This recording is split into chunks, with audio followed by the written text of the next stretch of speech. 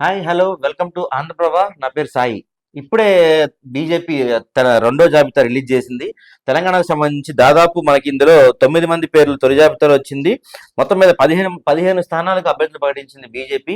Second list లో మనం చూసుకుంటే ఆదిలాబాద్ నుంచి గోడం నగేష్, పెద్దపల్లి నుంచి గోమాస శ్రీనివాస్, మెదక్ నుంచి రఘునందన్ రావు, మహబూబ్ నగర్ నుంచి డీకే అరుణ, నల్గొండ నుంచి సైదిరెడ్డి, మహబూబాబాద్ నుంచి సీతారాం నాయక్ పేర్లను బీజేపీ ప్రకటించింది. అయితే ఇందులో మహబూబ్ నగర్, మెదక్ ముందు నుంచి ఎక్స్పెక్ట్ చేసిన సీటే రఘునందన్ రావుకి ఇస్తారని మహబూబ్ నగర్ డీకే అరుణాకి అనౌన్స్ చేశారు. మహబూబ్ నగర్ డీకే అరుణాకి ఇవ్వటంతో మాక్సిమం ఖచ్చితంగా అక్కడ ఎప్పటి నుంచో టికెట్ కోసం వెయిట్ చేస్తున్న జితేందర్ రెడ్డి ఖచ్చితంగా తిరుగుబాటు చేసే పరిస్థితి మనకి స్పష్టంగా కనపడుతున్నాయి. అయితే ఆదిలాబాద్ నుంచి ఈ స్వయం బాబురావు కానీ లేకపోతే వీళ్ళకి టికెట్ వస్తుందని ఎక్స్పెక్ట్ చేస్తున్న టైంలో గోడం నగేష్ కి అక్కడ టికెట్ ఇస్తే ఆయన మాజీ ఎంపీగా కూడా గతంలో పనిచేసిన గోడం నగేష్ కి బీజేపీ మొగ్గు చూపింది. అయితే మెదక్ నుంచి రఘునందన్ రావు మొన్న ఎన్నికల్లో ఓడిపోయినా సరే మళ్ళీ రఘునందన్ రావుకే మెదక్ సీట్ ని ప్రకటించడం జరిగింది. మనం మొత్తం అయితే ఈ మొత్తం 17 స్థానాలకు గాను 15 స్థానాలు ప్రకటించారు. అందులో వరంగల్, ఖమ్మం ఇంకా పెండింగ్ ఉంచారు.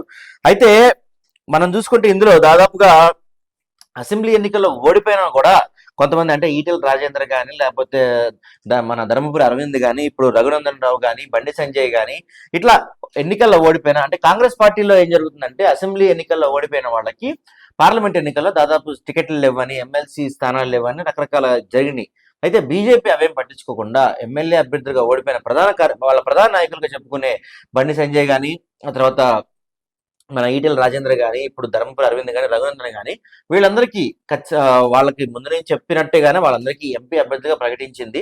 మరి ఎమ్మెల్యే అభ్యర్థులుగా ఓడిపోయిన వీళ్ళు ఎంపీ అభ్యర్థులుగా ఎంతవరకు వీళ్ళు గెటాన్ అవ్వగలుగుతారు, ఎన్ని స్థానాల్లో గెలవగలుగుతారు మాత్రం చూడాలి. అయితే ఖచ్చితంగా ఈసారి తెలంగాణ పైన ఫుల్ ఫోకస్ పెట్టింది బీజేపీ.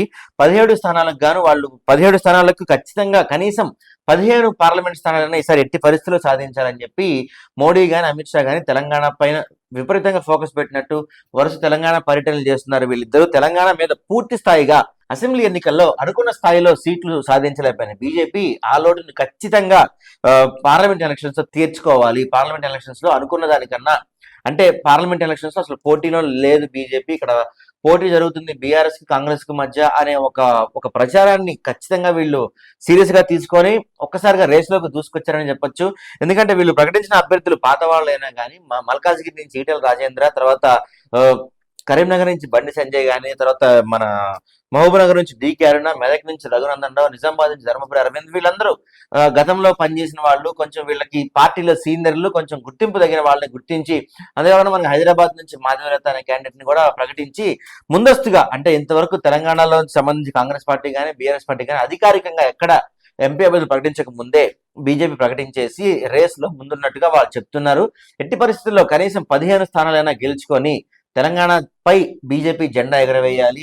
ఈ జెండాతో ఇప్పుడు గెలుచుకుపోయి 15 స్థానాల్లో ఖచ్చితంగా వీళ్ళతో పార్టీని ముందుకు తీసుకెళ్లి రాబోయే 2029 ఎన్నికలకు తెలంగాణలో బీజేపీ అధికారాన్ని దిశగా అడుగులు వేయాలని చెప్పి మోదీ, అమిత్ షా ఇక్కడ వ్యూహాలు పన్నుతున్నారంట. దీనికి ఆర్ఎస్ఎస్ ప్రధానంగా ఎందుకంటే ఇప్పటి వరకు ఈశాన్య రాష్ట్రాల్లో బలంగా ఉన్న బీజేపీ సౌత్ ఇండియాలో ముఖ్యంగా తెలంగాణ, ఆంధ్రప్రదేశ్ వంటి రాష్ట్రాల్లో ఖచ్చితంగా పాగా వేయాలి. ముఖ్యంగా తెలంగాణలో స్పేస్ బాగుంది బీజేపీకి, ఇక్కడ ఖచ్చితంగా రాజకీయ సున్నిత కొంత కనపడుతుంది, బీఆర్ఎస్ కొంత వెనకబడిన పరిస్థితులు మనకు కనపడుతున్న నేపథ్యంలో ఆ స్పేస్ ని ఖచ్చితంగా బీజేపీ ఫీల్ చేయాలని బలంగా కోరుకుంటుంది. అయితే ఈ సెకండ్ లిస్ట్ లో కూడా మనకి ఆంధ్రప్రదేశ్ నుంచి ఇంకా ఒక్క పేరు కూడా ప్రకటించలేదు.